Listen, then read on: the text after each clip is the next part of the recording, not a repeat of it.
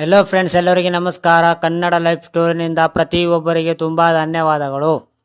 ಹೀಗೆ ಮಾಡುವುದರಿಂದ ನೀವು ಪ್ರೀತಿಸುತ್ತಿರುವುದು ಅವರಿಗೆ ಖಂಡಿತ ಅರ್ಥವಾಗುತ್ತದೆ.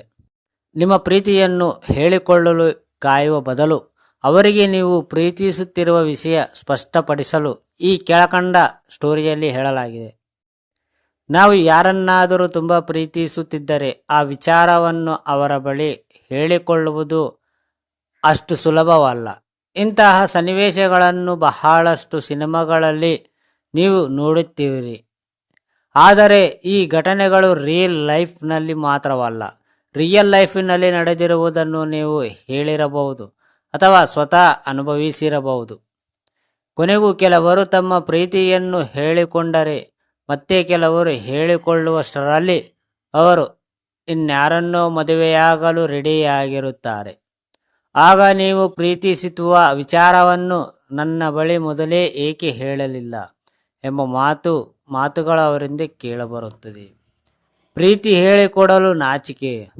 ಸುಂದರವಾದ ಹುಡುಗಿ ಅಥವಾ ಹುಡುಗನನ್ನು ನೋಡಿದಾಗ ನಾವು ಅವರತ್ತ ಆಕರ್ಷಿತರಾಗಿದ್ದೇವೆ ಎಂದು ಭಾವಿಸುತ್ತೇವೆ. ಆದರೆ ಅವರ ಬಳಿ ನೇರವಾಗಿ ತಮ್ಮ ಭಾವನೆಯನ್ನು ವ್ಯಕ್ತಪಡಿಸಲು ಸಾಧ್ಯವಾಗುವುದಿಲ್ಲ. ಇಂತಹ ಸಮಯದಲ್ಲಿ ನಿಮ್ಮ ದೇಹ ಭಾಷೆಯಿಂದಲೂ ಸುಳಿವುಗಳನ್ನು ನೀಡಬಹುದು. ಪ್ರೀತಿಸುತ್ತಿರುವ ವಿಷಯವನ್ನು ಬಹಿರಂಗವಾಗಿ ಹೇಳಲು ತುಂಬ ನಾಚಿಕೆ ಪಡುವ ವ್ಯಕ್ತಿಗೆ ಈ ಕೆಳಗೆ ಕೊಟ್ಟಿರುವ ಸಲಹೆಗಳು ವಿಶೇಷವಾಗಿ ಸಹಾಯಕವಾಗುತ್ತವೆ. ಹೌದು, ನೀವು ಪ್ರೀತಿಸುತ್ತಿರುವ ವಿಚಾರ ಹೇಳಿಕೊಳ್ಳಲು ಅವರ ಬಳಿ ಮಾತೇ ಆಡಬೇಕೆಂತಿಲ್ಲ. ಕೆಲವು ಸಂದೇಶಗಳ ಮೂಲಕವೂ ನೀವು ಅವರನ್ನು ಪ್ರೀತಿಸುತ್ತಿರುವ ವಿಚಾರ ಹೇಳಬಹುದು.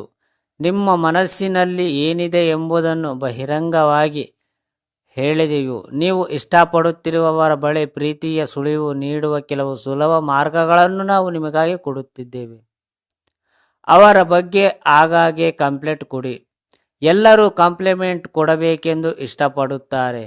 ಇದು ಅವರನ್ನು ಪ್ರೀತಿಸುವಂತೆ, ಇಷ್ಟಪಡುವಂತೆ ಮತ್ತು ಗಮನಿಸುವಂತೆ ಮಾಡುತ್ತದೆ.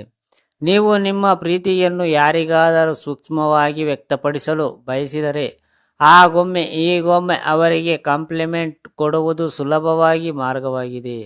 ಅವರಿಗೆ ಪ್ರಶಂಸಿಸುವಾಗ ಉದಾರವಾಗಿರಿ. ಚಿಕ್ಕ ಚಿಕ್ಕ ವಿಷಯಗಳಿಗೂ ಅವರನ್ನು ಪ್ರಶಂಸಿಸಿ. ಇದು ವ್ಯಕ್ತಿಯ ಮೌಲ್ಯವನ್ನು ಹೊಂದಿದ್ದೇನೆ ಎಂದು ಭಾವಿಸುವಂತೆ ಮಾಡುತ್ತದೆ. ಪ್ರತಿಯಾಗಿ ಅವರು ನಿಮ್ಮ ಬಗ್ಗೆ ಮೆಚ್ಚುಗೆ ಮತ್ತು ಕೃತಜ್ಞತೆಯನ್ನು ಅನುಭವಿಸುತ್ತಾರೆ.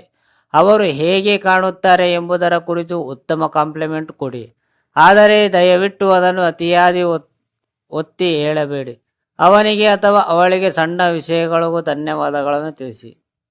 ಅವರ ಉತ್ಸಾಹದಲ್ಲಿ ಆಸಕ್ತಿಯನ್ನು ತೋರಿಸಿ. ಫುಟ್ಬಾಲ್, ನೃತ್ಯ, ಹಾಡುಗಾರಿಕೆ ಅಥವಾ ಯಾವುದಾದರೂ ಆಗಿರಲಿ, ಅವರ ಉತ್ಸಾಹ ಮತ್ತು ಹವ್ಯಾಸಗಳಲ್ಲಿ ನಿಮ್ಮ ಆಸಕ್ತಿಯನ್ನು ತೋರಿಸಲಿ ಮತ್ತು ಅವರಿಗೆ ನಿಮ್ಮ ಹೋಲಿಕೆಯ ಸುಳಿವು ಖಂಡಿತವಾಗಿಯೂ ಸಿಗುತ್ತದೆ.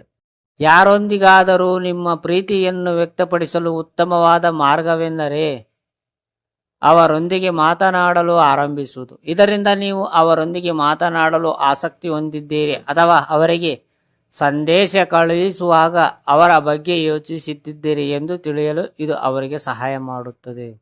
ನೀವು ಅವರೊಂದಿಗೆ ಮಾತನಾಡಲು ಪ್ರಾರಂಭಿಸಿದರೆ ಅವಳ ಸ್ವಭಾವ ಅಥವಾ ಆಸಕ್ತಿಯನ್ನು ಎಂದು ನೀವು ಕಂಡುಕೊಳ್ಳಬಹುದು. ನಿಮಗೆ ಅದೇ ಆಸಕ್ತಿಗಳಿವೆ ಎಂದು ನೀವು ಅರ್ಥ ಮಾಡಿಕೊಳ್ಳಬಹುದು. ನೀವು ಯಾವಾಗಾದರೂ ಕುರಿತು ಮಾತನಾಡುವಾಗ ನೀವು ಪರಸ್ಪರರ ಸಂಪರ್ಕ ಮತ್ತು ಆಸಕ್ತಿಯನ್ನು ಸ್ಪಷ್ಟಿಸುತ್ತದೆ. ಕಣ್ಣಿನ ಸಂಪರ್ಕ. ನೀವು ಅಂತರ್ಮುಖಿಯಾಗಿದ್ದರೆ ಅವರೊಂದಿಗೆ ಮಾತನಾಡಲು ಪ್ರಾರಂಭಿಸಲು ಅಥವಾ ಕಾಂಪ್ಲಿಮೆಂಟ್ ಕೊಡಲು ತುಂಬ ನಾಚಿಕೆ ಪಡುತ್ತಿದ್ದರೆ ನೀವು ಯಾವಾಗಲೂ ಅವರೊಂದಿಗೆ ಕಣ್ಣಿನ ಸಂಪರ್ಕ ಹೊಂದಬಹುದು. ಯಾರೊಂದಿಗಾದರೂ ಸುದೀರ್ಘವಾದ ಕಣ್ಣಿನ ಸಂಪರ್ಕವು ಅವರಿಗೆ ನಿಮ್ಮ ಬಗ್ಗೆ ಇರುವ ಆಸಕ್ತಿಯನ್ನು ತೋರಿಸಲು ಮತ್ತು ಅವರಿಗೆ ನಿಮ್ಮ ಭಾವನೆಗಳನ್ನು ತಿಳಿಸಲು ಉತ್ತಮ ಮಾರ್ಗವಾಗಿದೆ. ಪರಸ್ಪರರ ಮಾತನಾಡುವಾಗ ವ್ಯಾಕುಲತೆಯನ್ನು ತಪ್ಪಿಸಲು ನಿಮ್ಮ ಸೆಲ್ ಫೋನ್ ಅನ್ನು ವಿಮ್ ಬ್ಯಾಗ್ ಅಥವಾ ಜೇಬಿನಲ್ಲಿ ಇರಿಸಿ. ನಿಮ್ಮ ಕಣ್ಣುಗಳನ್ನು ಬೇರೆಡೆ ನೋಡದೆ ಅವರ ಕಡೆ ಮಾತ್ರ ಗಮನ ಹರಿಸಿವೆ ಎಂಬುದನ್ನು ಖಚಿತಪಡಿಸಿ. ಗಮನ ಹರಿಯಬಾರದೆಂದರೆ ಅವಳೊಂದಿಗೆ ಕಣ್ಣಿನ ಸಂಪರ್ಕವನ್ನು ಕಾಪಾಡಿಕೊಳ್ಳಬೇಕು. ಫ್ರೆಂಡ್ಸ್, ಹೇಗಿದೆ ಸ್ಟೋರಿ? ಈ ಸ್ಟೋರಿ ಕೇಳಿದ ಪ್ರತಿಯೊಬ್ಬರಿಗೂ ತುಂಬ ಧನ್ಯವಾದಗಳು.